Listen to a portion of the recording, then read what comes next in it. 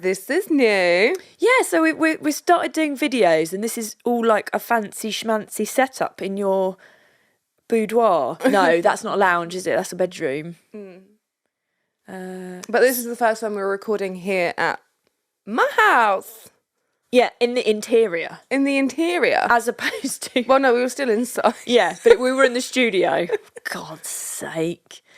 Oh, the salon. The salon. Oh, I should know that. I was thinking salle de bain, and that is bathroom in French, isn't it? So that was wrong. What did you say? Salle de bain. Salle de bain. But it's salon is... Yeah. Okay. Or if you just want a toilet, it's WC. Yeah, and... dans la pape. Bonnet de douche. Exactly, right. That's French for... Shall we start? Yeah, exactly. How have you been? I'm good. Had you round for a few days, so it feels like I've got my legs back again, all my arms. Pick a limb, whichever is your favourite. Yeah. So it's been nice. That's nice. I'm going again tomorrow, but I'll be back soon. Yeah. Well, no, we'll be up to you next. Oh, yes, you will. Yes, you will. So we had a really nice dinner. I was just updating the listener. We ate some food. We had some food. It was good. Have you been watching any good horror films, horror series on TV? Horror, no. But we discovered The Traitors, didn't we? We did. And that is banging. Like, reality shows, not so much for me. I think there's two that I do really like, and that's Married at First Sight and Below Deck, which is the rich people on the yachts and things like that. But other than that, sort of reality TV, I'm just like, meh. But The Traitors is great because it's like someone gets murdered and there's puzzles and it's all a bit dark and creepy and it's in a castle in Scotland. And I love castles and Scotland. Yeah, it looks absolutely beautiful. And everyone gets very emotional. Yeah, that is kind of irritating. I don't know if that's am I going to offend people if I say this? No, I don't think so. But also, I think it's probably very different when you're in that scenario. Definitely, and, I can see that it's very stressful, but there's a lot of Gen Z, and it's just like they can't cope with anything. Like, heaven forbid that there's something really traumatic in their lives, because I think you said the other day, they must just combust. Yeah, spontaneously combust. Pow, pow. Exactly. So just be dust left. Yeah. No, but that's really good. So we're on first series, so we're a little bit late to the party, but it is fun. But we've also made a pact that we're not going to watch it without each other, so there's going to be so much to catch up on. Yeah, which is good because then we binge stuff. Yeah. We just can't binge until 2:10 in the morning. Oh, God, no. And what about you? There's lots in the pipeline for you. Yeah, did lots of arty stuff, really. I was going to say that there's a really good horror film on Netflix called Talk to Me. Oh. Which is awesome, just because we were on the subject of watching things. So Talk to Me is very good. And then there's Fool Me Once. Yes, I do. The series. I want to read the book first, though. Okay, that's another Harlan Coben. And also, I should watch this. It must have been before Christmas at some point. The Good Nurse. Did you watch that on Netflix? That's very true crime because that was about an actual serial killer nurse. Oh, nice. That's very good. Do we know this killer nurse? Oh, I can't remember his name because, brain sieve, and I didn't write it down. But if you watch The Good Nurse, it'll tell you. Awesome. So that is very, very good. I love that. But good by your standards, the Talk to Me, or whichever one it is that you said, or good by my standards? Well, I was surprised because basically I just watched it because it kept coming up on like suggestions and I was getting so annoyed with it doing that I was like, if I just watch it, it will stop coming up. But actually it was quite creepy. It wasn't what I expected.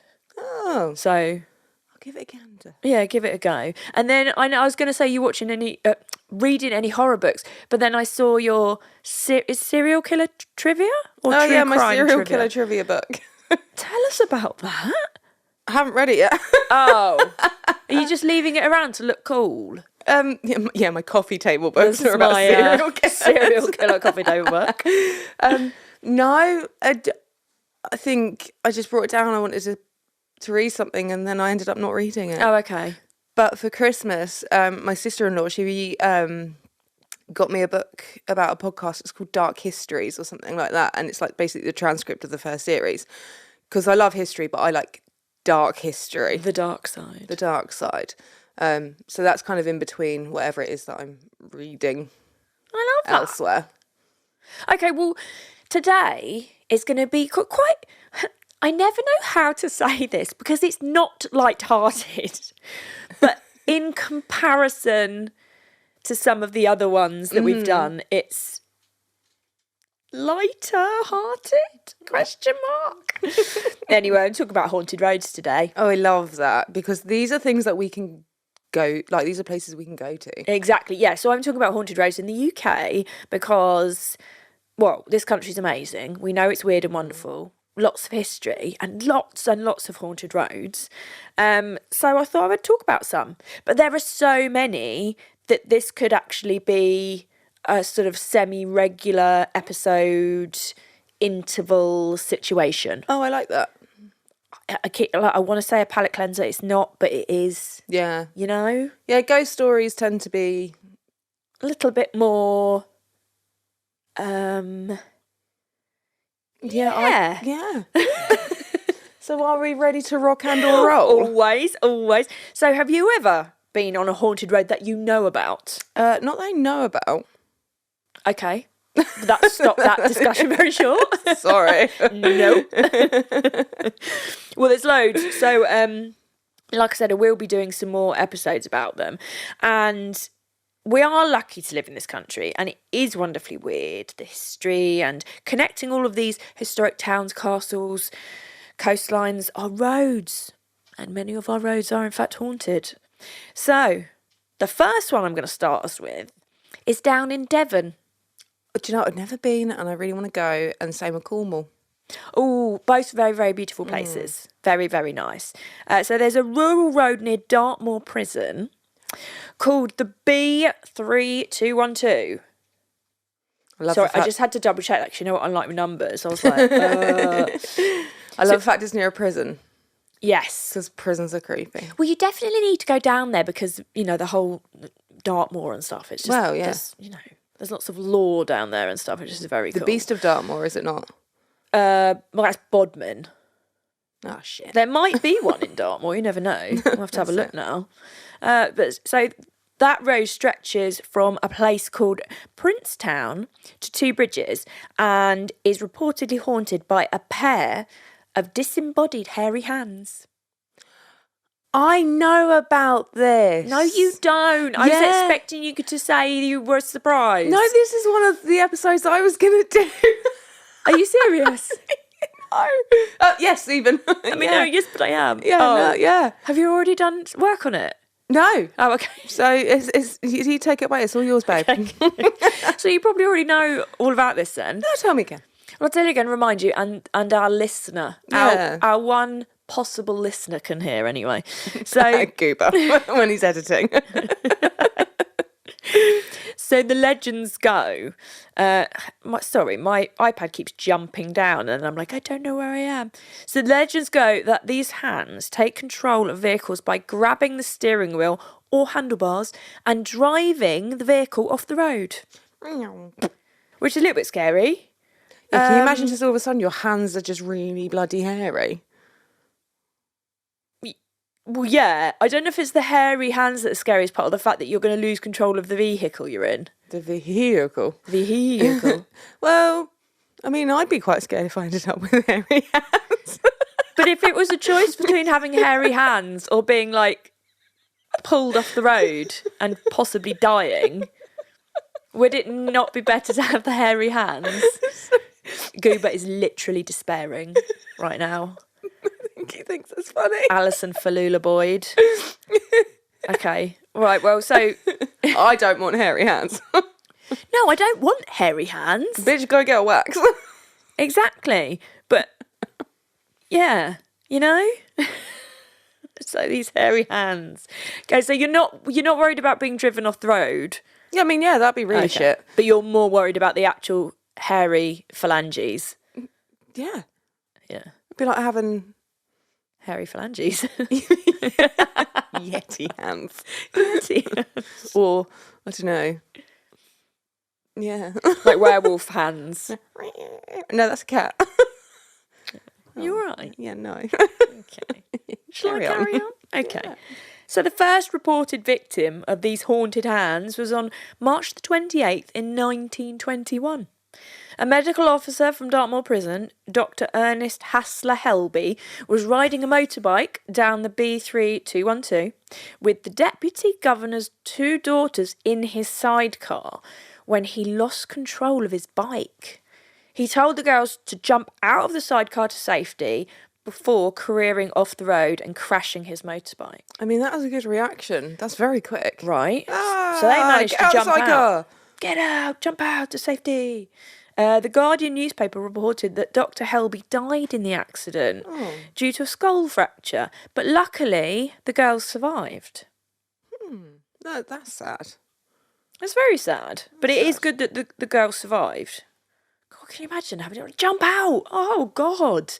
I'd be like, No, I probably wouldn't get out quick enough. No, and I'd be deaf, so I'd be going, what? Aye. So, yeah, we'd be rubbish. Aye. Aye. By the way, that if we say that a lot, because we do, it's from... I don't think we've done it yet. Well, no, just in general life we say that quite a lot. And it is from Pirates of the Caribbean. Aye. When Captain Jack Sparrow's in the jail. Yeah. And what's-his-face comes down to look for him and talk to him. And he says something and he goes, hey! So that's where it comes from. We just die laughing every time. Yeah. It never gets old. Exactly. And we are pirate soul sisters. And I was a pirate in a former life. And also easily amused. Yeah. So all of those things. So one of the girls told a police officer that as Dr. Helby lost control of the bike, she saw a pair of hairy hands gripping the handlebars as it started to lose control. And when they rushed to the scene, they saw the crash bike with the disembodied hands still holding onto the handlebars. As in the hairy hands? The hairy hands. Yeah, apparently. Several weeks after Helby's death, a coach driver also lost control on this road, injuring several passengers who were thrown out of their seats. Oh. And sorry, how long after the motorbike accident was that? A couple of weeks?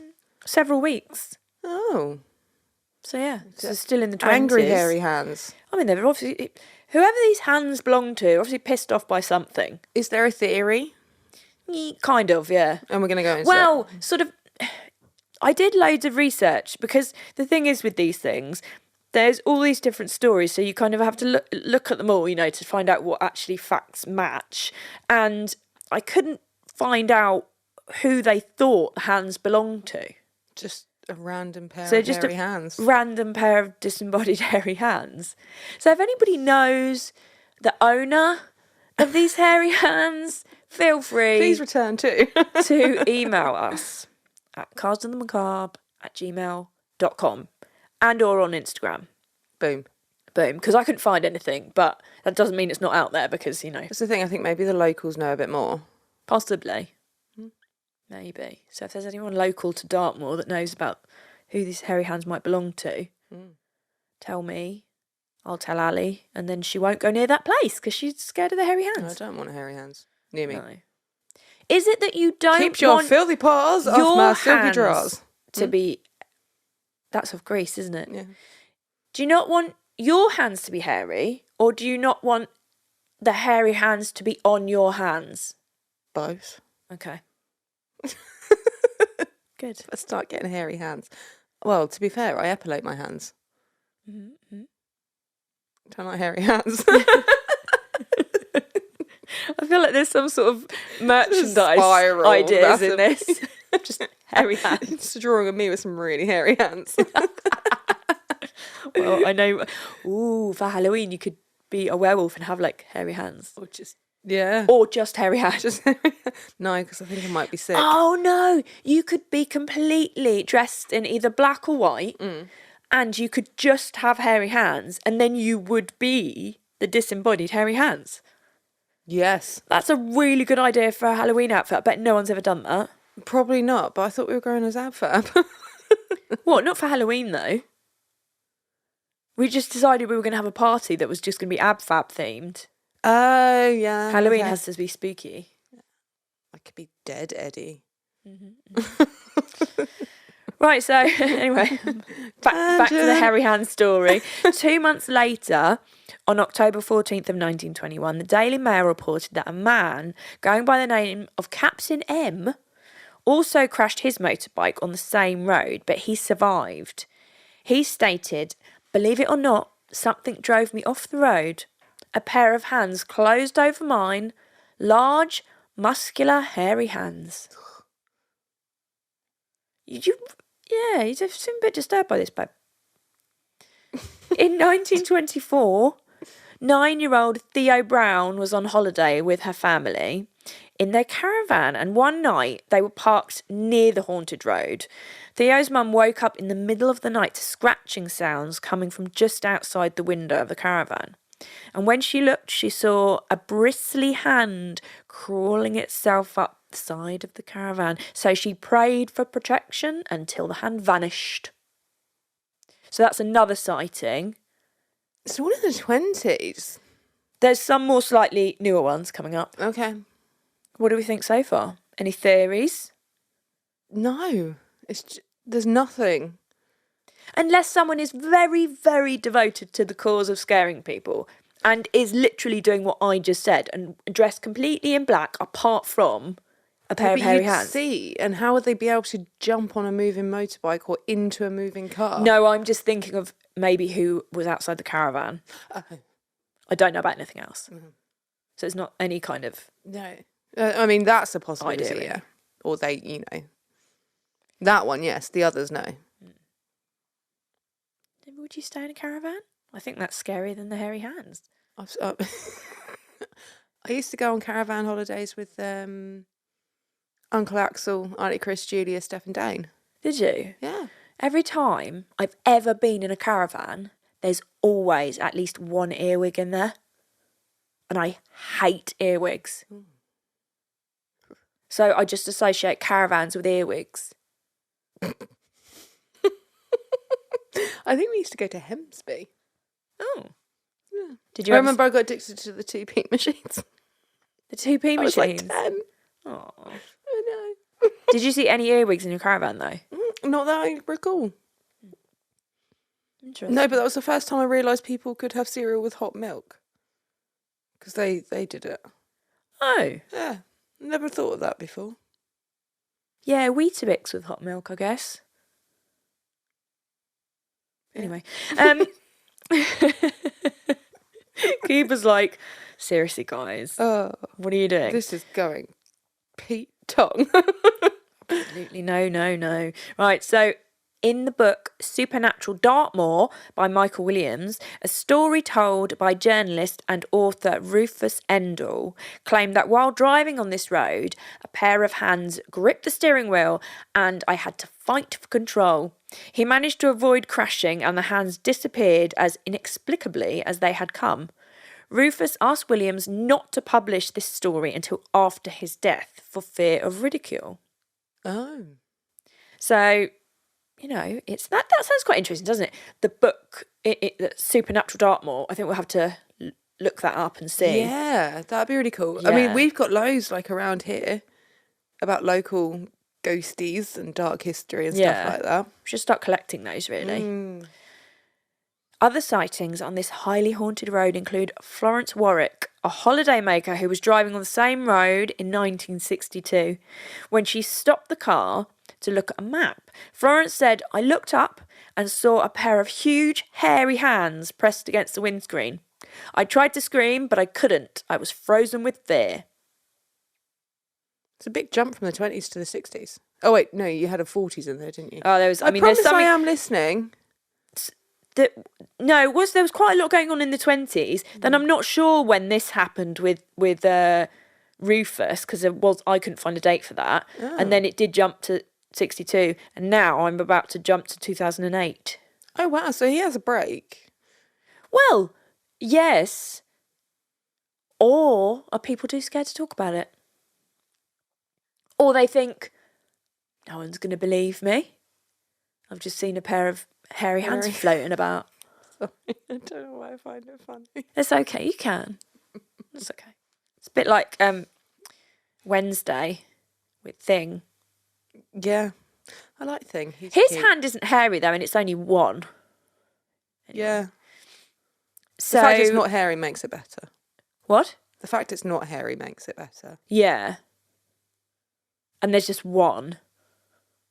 Well, no, I go for a pair of non-hairy disembodied hands. Okay. It's the hairy that's putting you Creeping off. me out, yeah. Okay. In 2008, Michael Anthony reported seeing a pair of paws which appeared over his own hands while driving. Oh, That's that's all the the first time it's been described as paws. Yeah, that's all I had from that story. That's literally all he said. Oh. He saw some paws. Bye. Okay, bye. See you later. Ciao. So, locals do have kind of a theory. So, locals put the many accidents down to tourists not knowing the road. Mm-hmm. Because you know how scary it can be if you're on a road that's slightly challenging to drive and you don't know where the twists and turns are, you could lose control. And it's probably really windy around that bit as well. Yeah, maybe. If it's in the moory bit.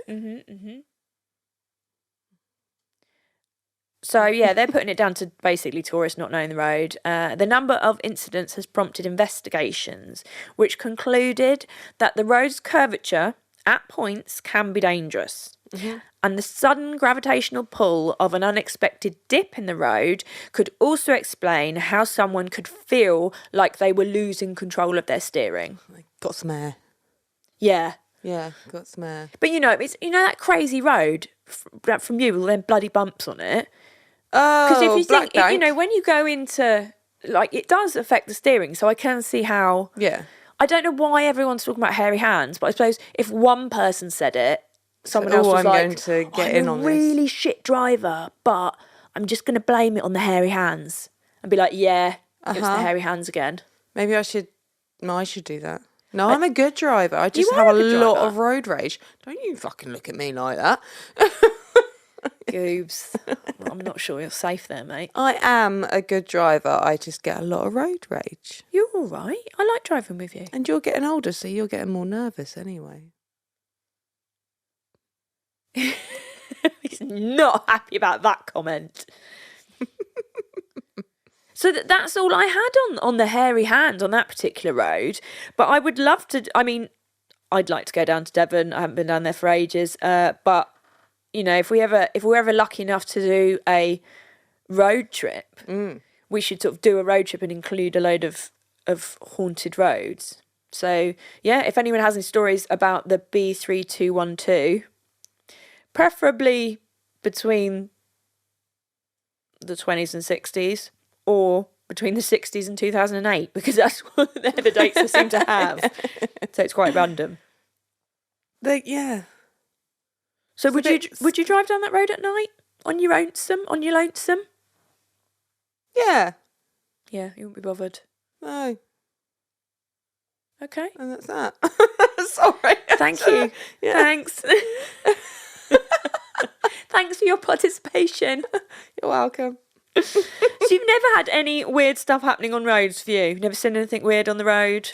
No, but I did that whole, when it's really dark and it's really late and you look in your rear view mirror and you always just kind of expect to see someone sat there. Yeah. That's a real atmospheric thing. And then that's when your brain's playing tricks on you and things. Yeah. And actually that relates back to, we did an episode on urban legends, didn't we? That were all relating to cars and stuff. Mm-hmm. And so basically my advice was drive a 2-door car so that no one could have possibly got in the back of your car. Don't get out the car. Don't get out the car. And push whatever's in the road under your window and just nudge it with your car, I said. Or drive a 2-seater car. Because there is no in the back. Yeah. That was our general advice, unsolicited. I don't know what advice to give about hairy hands, though. Maybe wear hairy gloves, so then the thing that owns the hairy hands is like, oh, there's already hairy hands. Be like, oh, someone's already got those. Yeah, that must be... I'll leave you to it, mate. I'll go on to the next one. The second pair of disembodied hairy hands. Okay. Oh, all right, yeah. Yeah. So hairy gloves and, you know. Yeah. Although, to be fair, if nothing has happened since 2008, I think we're safe. Yeah, I think probably are. Mm. All right, so next up is the A3 in Burpham. Is it Burpham or Burpham in Surrey? I did find out and then I forgot. So this in December. Oh, what were you going to say? I was going to do this one as an episode as well. Were you really? Is it the phantom car crash? Yeah. Yeah. Well, you've just ruined it for everybody now, haven't you? Chief ruiner. Oh shit! Sorry. You've stolen my bloody ideas, woman. All these ideas. But yeah, no, this is really interesting. So I think the listeners are going to like you this already one. know about it, so Yeah, I'm going about it. I'll tell the listener, even though they already know now because you've just told them. Yeah. Well, they don't know what happens or no, exactly. happened. I think this is actually a really interesting one. It is, yeah. I mean, the whole hairy hands thing doesn't. I'm a bit like, Yeah. I'm not scared by that. I don't feel like that's the thing. Maybe it is though. So in December 2002, police received several reports from members of the public of a car seen swerving off the road at the A3 in Burpham. When they investigated, police initially couldn't find any evidence of a crash, but eventually they discovered a wrecked maroon Vauxhall Astra nose down in a ditch, covered in undergrowth, with the remains of a body nearby. So this was not a recent accident. The motorist had died around 5 months earlier. Sergeant Russ Greenhouse of the Surrey Police said, "The car was discovered as a result of a report from members of the public who thought they saw a car's headlights veering off the road. The officers could not identify that collision, but they had the presence of mind to search on foot. The body was identified as that of 21-year-old Christopher Brian Chandler, who was wanted for robbery and had been on the run from the Met Police since July 16th that year. This all led to speculation that the sightings had been a residual haunting, almost replaying the crash until they found the body. But you do get a lot of, when you get a lot of ghost paranormal sightings, oftentimes it's, whether you believe it or not, it's kind of thought that perhaps the ghosts are trying to communicate to you so that they then can move on because they've got a story to tell. Be like, listen, I just need to get this off my chest and I'll move on. Well, it's the fact that, his parents haven't had closure. Exactly. His body hadn't been found, so it's just like, Yeah. So I thought that was actually a really interesting one. I mean, that's kind of sort of it. So I'm presuming now you wouldn't see the lights swerving on the road because, it's already, the investigation's sort of done and dusted and Chappy Chap's been found and put to rest.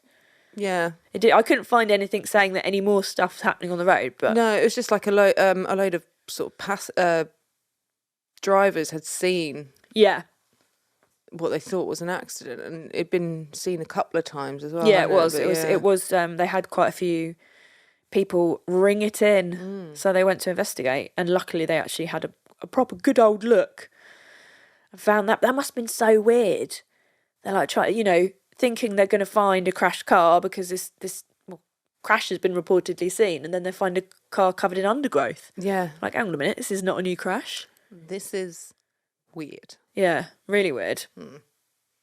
Especially with a decomposing body. Yeah. Yeah, that is quite spooky. Spooky dooky. Would you drive down would you? What? Would you drive down that road? Yeah. Yeah. I don't know why I bother asking you these things, because you'd be like, yeah, I'll just do anything. Yeah. She's going to go down the road with a pair of hairy hand gloves on. Yeah, to protect myself from the hairy hands. Maybe we should, because I've got my bike licence, so maybe we should go down that road, just backtracking a bit, on a motorbike with a sidecar. Do you know what? I would love to. I can see me in a sidecar. I can see us in goggles, scarf, little helmet. Yeah. I'd be great in a sidecar. Just yelling at each other because we can't hear each other. Aye. Exactly. All right, so that's what we're going to do to see what happens there. And then... we just need to get enough money to go to Devon. Yeah, exactly. We might be a while, folks. Might be a while. I'd love to do that though. Do like a haunted road trip around the UK. That'd be sick. I mean, you have to do more than one because there's so much stuff. Yeah, and you actually have to go and like not just the roads, maybe go to take some haunted roads to haunted cities. Well, that's the and things thing. like that. You could almost do a couple of counties and do haunted roads, and then that link to this haunted place. Yeah. You know, that'd be quite cool. And sure. Well, there's all those places that do like the investigations, don't they? Yeah, I mean, York is like one of the most haunted places in the UK. And I like York, and I've not done enough around there. Yeah. So I'd like to go back. Edinburgh was amazing for like the dark history and stuff like that and the weird paranormal stuff. So I'd like to go back there and do some more Yeah. as well. There's so many. Yeah. So many. Okay, so that's that one. And then, now, so we're still kind of down south. So I'm taking you to Kent. Okay. If you're probably gonna tell me that you were gonna do this as well. In particular, the A229 at Bluebell Hill. Bluebell Hill? No, do not recall. Okay, cool. All right. So since 1974, the ghost of a young bride has been terrifying motorists and confusing police on this road between Maidstone and Chatham. This chilling story all began when... oh my God, my notes are hilarious. So I've not quite edited this right. It began at some point. Is this just began then? And then I've just started another paragraph. Goodness sake. I read through this as well, like to check it. Oh, you did well. Clearly. So this all began on November 19th in 1965. When Susan Brown and her two friends died in a tragic car accident. The 24-year-old was on her way back from her hen night when her car spun out of control on the A229 and collided with an oncoming car. Susan was due to marry her fiancé, RAF technician Brian Wetton, I think that's how you say that, the following day. Judith Lingham, who passed away at the scene, and Susan Suzanne? How's it spelled? S-U-Z-A, Suzanne, but then I've spelt it Susan on the thing before this. Are you okay? I don't think so. I thought I'd been quite sort of good with these notes. Clearly not. Do apologise. Susan Brown. Somebody Suzanne had a shandy. Brown. She's driving back from her Andy, though. Yeah. And Patricia Ferguson died a few days later in hospital. So... Hang on, her surname was Folkestone. No, Brown. Patricia Ferguson, her friend. You just said Patricia Folkestone. I was like, that's in Kent too. Ferguson. Oh my God. You silly tit. So one friend passed away at the scene, and then the two girls passed away in hospital. Nobody was called Folkestone. Ferguson. Sorry. It's all right, love. Death. But I swear to God, that's what you said. Oh. I mean, not that it matters. Anyway, continue, please. Okay. I I was sort of hoping there'd be more chat in this episode because this is my last story now. But every time I ask you something, you go, no. Would you do? No. Oh, so it's my fault. Your fault. No, it's not your fault. I had other stories, but I thought, I won't try and cram them in because the last episode I did was ridiculous. And we're going to talk so much. Exactly. Sorry, Right. folks. I've lost my place now as well. Goodness Your place and me. your marbles. Lost them. I don't think I ever had any marbles. You know, none to lose. That's the thing I want to look into. Where did the phrase "lost your marbles" come from? And how did it come to me? Well, I feel like Goober's just going to put it on the Googs. Goobs is going to put it on the Googs. Goobs and we'll find out. Because every day is a school day. To lose one's marbles is to lose one's mind. In 1954, the 1954 film, The Cane Mutiny. I can't read that. You're right in front of it. Can you read it? No, I don't have my glasses on. Oh, That's too far God. away. Oh, there we thanks, go. Gabe. Oh, Humphrey Bogart. linked insanity with marbles when he showed his character, the demented Lieutenant Commodore Queeg, restlessly giggling Oh, Jiggling. jiggling a set of metal balls. Goob, stop looking distressed. When When under stress in court. court. That took us a while. Well, I don't think it makes any sense. Then it's not marbles, is it? They didn't lose balls. them. Well, metal balls isn't marbles. Well, you get Chinese meditation balls. I think that's what they're called, and they're metal balls that jingle. Yeah, but it's not marbles then, is it? And you do this with them in your hand. I'm sorry. This is not a Anyway. good... No, it doesn't seem to be any sort of... Well, there is, obviously. But, okay, I'm going back to this story. Yeah. I do hope you're still with us, listener. I'm so So sorry. thank you if you are. Oh, here we go. The phrase "lost my marbles" is believed to have originated from the game of marbles, where players would use their marbles to play a game. That's really poorly written. The phrase is often used figuratively to mean that someone has lost their mental faculties or has become irrational. Yeah, but it doesn't tell you how the two are linked. Anyway, I think we've it's completely gone off tangent. Gone off piste on this. We are so sorry. No, do you know Also, what? I'm not No, sorry. It's our podcast. If we want to go off on a tangent, we can. And we do that in everyday life. Exactly. You Seriously. can't just tell a story. Actual conversations with us are probably way worse than You this. have 20 other conversations with the main conversation. And then maybe it's punctuated by some sort of dance. Or funny noise. Or both, if you're really lucky. Now you need to do the dance as well, but I'm not going to do that because Goober would just literally walk out. So, carrying on with the story, following the tragedy, ghostly visions were reported throughout the 1960s and 70s on the A229. On one occasion, Maurice Goodenough, a 35-year-old bricklayer, legged it into Rochester Police Station, yelling that he'd just hit a woman with his car near Bluebell Hill. He described her as being young, in her mid-20s, and told police, "The girl just walked out in front of me from the edge of the road. My car hit her with one hell of a bang." But when police went and searched for her with tracker dogs, they found nothing. I mean, I salute his honesty. Yeah, good for him for Yeah. going, "Oh my God, I hit someone." So, just backtracking a little bit. The ghostly bride, is she dressed in wedding gear? I don't know. I guess so, if she's a bride. Otherwise, how else would you know she's a die bride? in her wedding dress. Surely you stay in the same clothes. Listen, woman, it didn't tell me that. Oh. Yeah, I don't know. Because it's not like she died on her wedding day, is it? No. Maybe So they how just do kind of people know she was a bride? Did you even say that? Yes. I know she was on a hen do. Yeah, the ghost of a young bride has been terrifying motorists, but yeah, nothing actually specifies that she's in like marriage get-up. So, good question. Maybe she was wearing some sort of bridal attire for a hen do. I don't know, did they do that in the... When was this? 65, I suppose. I guess they would have, maybe. I don't know if that's a new thing or not. Walking around clutching a load of willy straws. Yeah. Please, if I get married, please, no willy straws and no neon.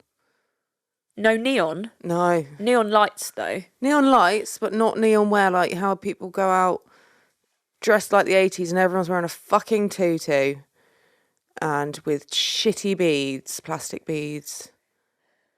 It's bad 80s. Okay, babe. So no neon and no willy straws. All right, doll.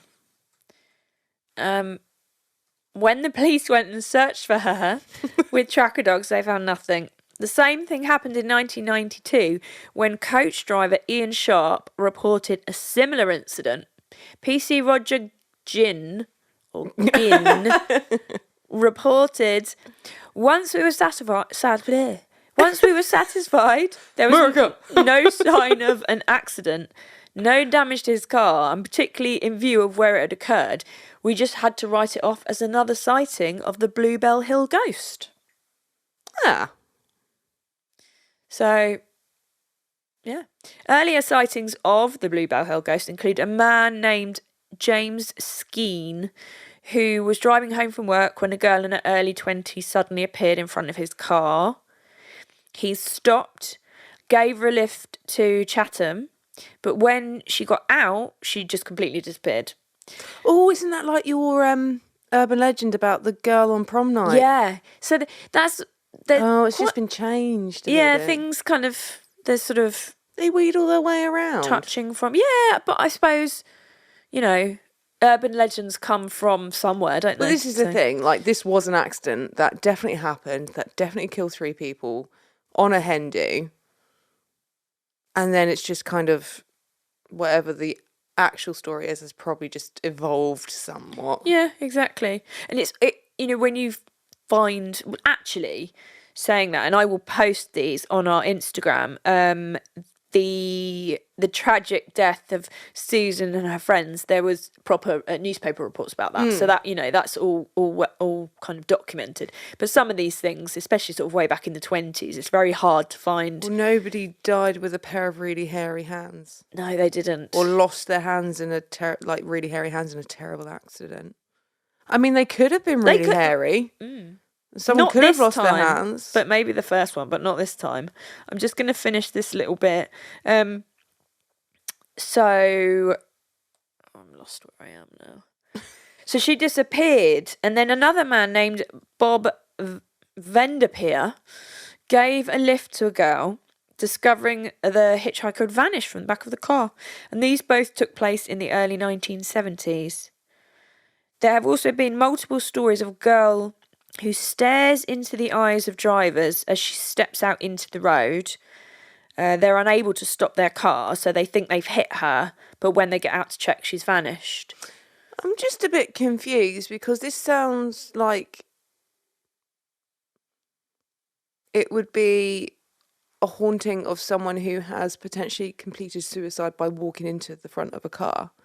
Yeah. Rather than it having been like a car accident. So you've got the residual haunting of the car accident in Surrey, where people are seeing the accident happen and then it's not there. But this is like an accident, and now she's, I don't know, it just sounds like a revenge thing almost. Well, or her spirit's returning to the scene of where she died because she's got unfinished business because she never got married and she never, But then she's putting other people at risk. That to me just sounds a bit vengeful. I mean, I don't know her. So Can you just go and ask her? I don't know her. You could try calling her. No, don't do a Ouija board. Would you ever do a Ouija board? I did when I was younger. Did you? Oh, but we weren't doing it properly. Oh, I would never. I went to school with a girl called Juliet, and I'm pretty sure she told me that her mum did one. She went to school in like a convent or something. I may have got this so wrong, and I'm so sorry if I have. But apparently they were doing one, and like the glass, the thingy, planchette, flew off the table, or a Bible. I've got something wrong, but I'm pretty sure the planchette, just flew off the table. Yeah, there's been reports of that. Yeah. I would never do a Ouija board. Never, ever, ever. I would. Okay. Well, you're doing it on your own. Would you do a Ouija board, Goobs? Oh, well, you can do it. I am leaving if you guys do it. But you're such a skeptic. Yeah, but I guess that's why he's maybe doing it. Yeah, he said he's always a skeptic, but he's not writing it off until he sees definitive proof with his own eyes. Yeah, it needs to be proven one way or another, he's saying. Yeah, definitely. The only thing that does scare me is that something attaches itself to me, or, we invite something from the wrong realm. Well, that's the thing. I mean, okay, so just to put a line under it, that's the haunted road's finished for before we go off on this tangent. But there are theories that if you open up and speak to spirits, you can't determine whether they're good or bad. Well, this is the thing. And it's not up to you whether they're good or bad. No, and they can always pretend to be good when they're bad. But that's why you always say hello and goodbye and don't follow me. Yeah, exactly. But I've never done a Ouija board. I would never do a Ouija board. Yeah, I mean, that's sensible because what if and just in case. And yeah, I'm just... But I think I would be too curious to not do one. Friend of mine I remember this boy at school, when I was at school, he did one. And I remember him telling me about it, and he said, oh, by the way, Goober has said that he's badder than any spirit. So Than any bad spirit. Badder than any bad spirit. That's some real good English there, boy. So I'm proud of you. yeah, my friend from school did it, and he he was like a proper kind of geezer. Not anybody you'd expect to be scared of. Or to do Or one. to do, yeah, to be scared of ghosts, or to do, not that I'm generalising, but, and he was he was so regretful. He said, he kind of felt like he'd ruined his life by doing this Ouija board. Why? And he was in tears. I can't remember because I think I was drunk when he told me. Oh. But like really weird shit happened to him. Okay. And I think he's in Australia now, so I can't even ask him about it. Facebook, find him. I'm not on Facebook. I am. Well, I am, but I'm not. I can be like, hey, you went to school with my sis. What happened with you and the Ouija board? Just dredge this up again for us, please. Yeah. Can I ruin your life for a second time? So, this is just one jumbled chaos, isn't it? But that were three haunted roads. I think you're spending too much time around these here parts. I think I am. So they were 3 haunted roads. It's not the fucking West Country. Oh dear. I don't know. I was just mimicking Helen's. Yeah. So those 3 haunted. There are so many more. But I just wanted to do 3 for now because I thought maybe there'd be more discussion about the roads. Next time I'll do 4 roads. And I'm so sorry that I ruined it. You didn't ruin it. Oh, I did. Why Would you do this? ruin it? No. What don't you like about it? The hairy hands. Why? I they're don't know. hairy. Just because they're hairy. Like that was end of discussion. But that was your opinion, so that's all good. Oh, wow. We like the chatty ones anyway, and it wouldn't be a podcast with us if it didn't go off on some really weird tangent. Something did not go tits up. Exactly. So there we go. Well, thank you very much. That was really interesting. Like I said, you covered 2 that I was going to do, so clearly I found them interesting anyway. Yes. So well done. Great minds, right? Very much. Great minds think alike. Yeah. Well, thank you very much. Do you have a random fact for us, my love? And we need one from Goobs as well. Oh, I mean, I'm going to keep mine boring. So I've got a fucking cracking, random and interesting fact about me, but I'm not dropping it now because it's too early. Oh. Honestly, Mark knows about it. It's fucking brilliant. But anyway, I'm going to keep it boring for you for this one. I don't think it will be boring, but go on. Well, I'm currently studying for a degree in English literature and creative writing. That is not boring. That's awesome. Because I'm some absolute silly tit that decided in her 30s that she was going to undertake a degree. I think that's not a silly tit move at all. I think that's a... Who wants to put that much stress on themselves in their 30s? It's not... I mean, a lot of people that are doing it, like, oh, I've retired. I want to do something for fun. And I'm like, this is potentially, a career move. Like, I want to write books. Yeah, no, I think it's good. So I find it stressful. Everyone's like, oh, la-di-da, sat in here in my tutorial with a glass of wine. No, I like it. I think Wunderbar. it's an interesting random fact. And I'm like sat there rocking and crying every time I got an assignment. I'm like, I can't do it. I'm crippled with self-doubt. So I constantly just go over things. I'm like, no, I'm not good enough. Can't do it at all. And then I make myself not good. Wow, that was terrible. But you know what I mean. Mm-hmm. I do. I do. That's what's wrong with it, is that you actually understand. Yes. I always get it. Yeah. So we've got one from Goobs. He says that he once played football against Justin and Dan Hawkins from The Darkness. Justin, the lead singer, put in a bad tackle on him, felt terrible, and offered him some deep heat. He was the nicest guy. That's a great random fact. And so that was for Soccer 6. Okay. Which is like a big charity thing that happens. Yes. Yeah. And it's like a load of celebrities that play foosball against each other. And Goobs. And Goobs. The non-celebrity celebrity. Champions. You were the champions. Champione. Amazing. Yeah. He had short hair then. Like that random fact. Oh. I should actually... Well, he's got short hair now. He's got no hair now. Sorry. He might throw something at you, doll. It's okay. He's going to jab me when I'm sleeping. Or be like, he's going to put on like some hairy hand gloves and just scare you in the night. oh my God, yeah. Can you imagine being tickled? Waking up being tickled by some hairy hands. Freak me the fuck out. I'd just think I was dreaming and just go back to sleep again, probably. Oh, no. What's your interesting or random fact? Well, so people who listen know that Ali goes to the gym. She doesn't like to talk about it very much, but she does go to the gym. Go to the gym. I really don't like to talk about the fact that I've been to Vegas so many times. Liar. But I do tend to drop it in. But my random fact is another Vegas one. And I didn't realise until I wrote it down earlier, and I was like, oh, for God's sake, I am such a tit. But, So my random fact is that I've been to a party in the penthouse at the Westgate in Vegas, which is where Elvis used to live.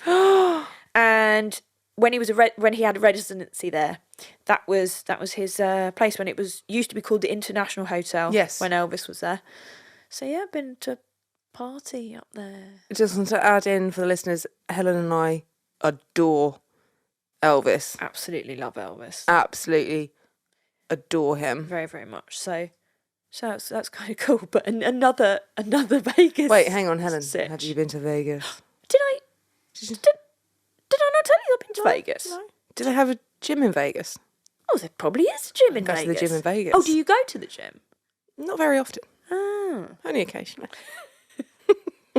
Right, I'm going to put everybody out their misery now and say that we're going to leave them alone. So that was Haunted Rose. Please go back and listen to our other episodes because they all kind of tie in, don't they? Yeah, and they're not all as bad as this one. No, they're different. We're different. We are different. And if you want to get hold of us, if you've got any stories about spooky cars, haunted cars, do you own a serial killer's car? Do you have a cult leader car? Because We want it. And we want the car, but we also want to know about the story. So you can email us at carsofthemacabre@gmail.com. We are on Instagram, which is at carsofthemacabre. So you can message us on there.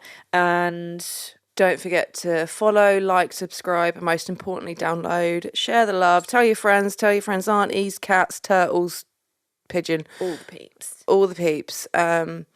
And yeah, let us know if you like us. Let us know if you don't. We won't listen, but thanks anyway. Absolutely. And as always, this episode was brought to you by Park Lane Studios. Thank you very much, Mark. The Goobs. Shameless product. Oh, yeah. Placement. I put my cup down there. So Park Lane Studios mugs. We did get these before the podcast. you didn't have to tell them that. They could have thought it was special. That's true. He's also got pens. Amazing. And on that note... Stay spooky, bitches.